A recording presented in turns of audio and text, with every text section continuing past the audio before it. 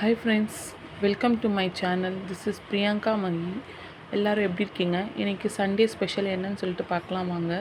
சூடான சாதத்துக்கு இந்த மாதிரி பீஃப் உருண்டைக்கறி குழம்பு நீங்கள் செஞ்சு சாப்பிட்டீங்கன்னா சண்டேவோட ஸ்பெஷல் வேறு லெவலில் இருக்கும். இன்றைக்கி நான் கொஞ்சமாக பீஃப் எடுத்திருக்கேன். போன்லெஸ்ஸாக தான் எடுத்திருக்கேன். இந்த பீஃப் பார்த்திங்கன்னா நான் கடையிலேருந்தே கொந்தி தான் வாங்கிட்டு வந்தேன். வீட்டில் லைட்டாக அலசிட்டு இந்த பீஃபை மிக்ஸி ஜாரில் போட்டு கொரகொரப்பாக அரைச்சி எடுத்துக்கலாம். ரொம்ப ஃபைன் பேஸ்ட்டாக அரைச்சிங்க அப்படின்னாக்கா பீஃபோட உருண்டை பிடிக்க வராது நமக்கு. இதுக்கு நான் ஒரு பேனில் சேர்த்துட்டு கொஞ்சமாக சின்ன வெங்காயத்தை கட் பண்ணி வச்சுருக்கேன். சின்னதாக அதை சேர்த்துக்கலாம். பச்சை மிளகாய் எடுத்திருக்கேன். பாதி மிளகாய் எடுத்திருக்கேன். உங்களுக்கு தேவைன்னா நீங்கள் எடுத்துக்கலாம், வேண்டான்னா விட்டுடலாம். ஏன்னா நம்ம குழம்புல மிளகாத்தூள் போட போகிறோம். அதனால் நம்ம இது வேணும்னா எடுத்துக்கலாம், வேண்டான்னா விட்டுடலாம். இது கூட உப்பு சேர்த்துட்டு என்கிட்ட தனி மிளகாய் தூள் இது கூட சேர்த்துருக்கேன். அதையும் அரைச்சிக்கலாம். உங்கள்கிட்ட தனி மிளகாய் தூள் இருந்தால் சேர்த்துக்கலாம், அப்படி இல்லைன்னா குழம்பு மிளகாய் தூள் சேர்த்துக்கலாம். கறி மசாலா, மட்டன் மசாலா இது கூட சேர்த்துக்கிறேன். இஞ்சி பூண்டு பேஸ்ட் இருந்தால் நீங்கள் சேர்த்துக்கலாம். நான் இஞ்சி பூண்டு பேஸ்ட் வீடியோ எடுக்க மறந்துட்டேன், அதனால் நான் போடலை. நெக்ஸ்ட்டு கடல மாவு. நம்மக்கிட்ட கறி எவ்வளோ இருக்கோ அதுக்கேற்ற மாதிரி தான் நம்ம கடல மாவு போடணும். ஏன்னாக்கா நிறைய கடல மாவு போட்டிங்க அப்படின்னா கறி ரொம்ப கட்டியாகிடும். நம்ம நார்மலாக கறி வேக வச்சு சாப்பிட்ற மாதிரி இருக்கும். அதனால கொஞ்சமாக தேவைக்கேற்ற மாதிரி எடுத்துக்கணும். இதெல்லாம் போட்டு நல்லா பிசைஞ்சிக்கணும். பிசைஞ்சு இந்த மாதிரி உருண்டையாக எடுத்துக்கலாம். உங்களுக்கு கையில் ஒட்டுற தன்மை இருக்குது அப்படின்னாக்கா நீங்கள் லைட்டாக அது மேலே எண்ணெய் ஊற்றி எண்ணெய் போட்டு பிசைஞ்சு இந்த மாதிரி உருண்டை பிடிச்சி வச்சுக்கிறீங்கனாக்கா உங்களுக்கு ஈஸியாக இருக்கும். உங்களுக்கு எத்தனை உருண்டை தேவையோ அதுக்கேற்ற மாதிரி நீங்கள் எடுத்துக்கலாம். சின்னதாக உருண்டை எடுத்திங்கன்னா தான் அது குழம்புல கொதிக்கும் போது பெருசாகும். இப்போ ஒரு பேனில் எண்ணெய் சேர்த்துருக்கேன். எண்ணெய் சேர்த்து காஞ்சிடுச்சுனாக்கா நீங்கள் வீட்டில் இருக்க ஸ்பைசஸ் எல்லாமே சேர்த்துக்கலாம்.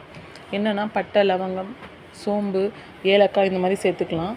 வெங்காயத்தை சின்னதாக கட் பண்ணி வச்சுட்டு அதை மிக்ஸி ஜாரில் போட்டு இது மாதிரி ஃபைன் பேஸ்ட்டாக அரைச்சி எடுத்துக்கலாம்.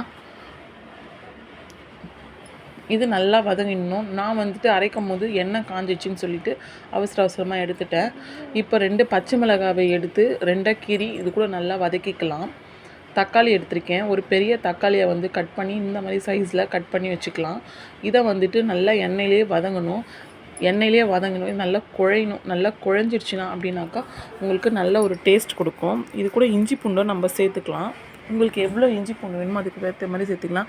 நிறைய இஞ்சி பூண்டு சேர்த்திங்கனாலும் அதோட ஸ்மெல் வந்துகிட்டே இருக்கும். ஏன்னா நீங்கள் கறியிலையும் சேர்த்துருக்கீங்க, இதுலேயும் சேர்க்குறதுனால கொஞ்சமாக சேர்த்துக்கலாம். அடுத்தது கருவேப்பிலை சேர்த்து நல்லா வதக்கிக்கலாம்.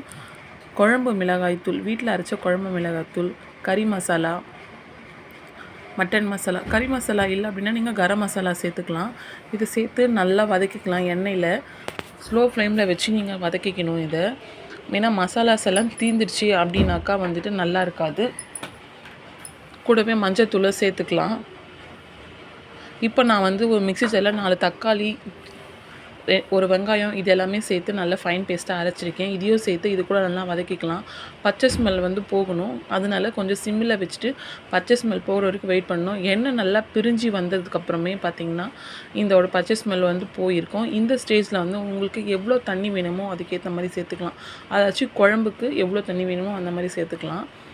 உங்கள் வீட்டில் ஆட்கள் கம்மியாக இருக்காங்க அப்படின்னாக்கா நீங்கள் கொஞ்சம் தண்ணி வச்சு சேர்த்துக்கலாம். ஏன்னா நம்ம உருண்டை போடும் போது பார்த்திங்கன்னா அந்த உருண்டில் கடல மாவு இருக்கிறதுனால குழம்பை நல்லா இழுத்துக்கும். அதனால தான் சொல்கிறேன். கூடவே தேங்காயும் சேர்த்துருக்கோம் இல்லையா, அதனால் தேங்காயில் நான் கசகசா, சோம்பு, கடலை இதெல்லாம் போட்டு அரைச்சிருக்கேன். இதுவும் சேர்த்து ஊற்றிக்கலாம். இதை ஊற்றுனதுக்கப்புறம் பார்த்திங்கன்னா நம்ம இது கொதிக்கிறதுக்கு முன்னாடி உருண்டை பண்ணி வச்சுருக்க உருண்டையை அடுத்துல சேர்த்துக்கணும். சேர்த்து நல்லா கொதிக்கணும்.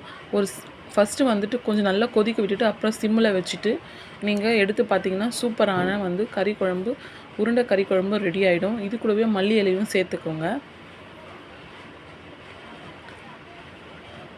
மல்லி இலை சேர்க்கும் போது நான் வீடியோ எடுக்கலை, அதனால தான் சொல்கிறேன். மல்லி இலை சேர்த்துக்கோங்க. சூப்பராக நல்லா வாசமாக இருக்கும்.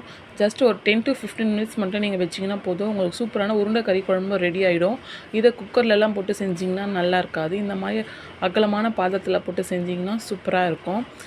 உங்களுக்கு இந்த வீடியோ பிடிச்சிருந்தால் லைக் பண்ணுங்கள். பாருங்கள், இந்த உருண்டையெல்லாம் எடுக்கும் போது நல்லா அழுக்காக அழகாக பார்க்குறதுக்கு தண்ணி மாதிரி தான் இருக்கும். கொஞ்ச நேரம் ஆற விட்டீங்க அப்படின்னாக்கா உருண்டை அந்த எல்லாத்தையும் இழுத்துக்கிச்சு தண்ணினா நல்லா கெட்டியாக வரும். சூப்பரான இன்றைக்கி சண்டே ஸ்பெஷல் போச்சு. இந்த வீடியோ பிடிச்சிருந்தா லைக் பண்ணுங்கள், சப்ஸ்கிரைப் பண்ணுங்கள், மறக்காமல் என்னுடைய வீடியோவை ரெகுலராக வாட்ச் பண்ணுங்கள். தேங்க்ஸ் ஃபார் வாட்சிங்.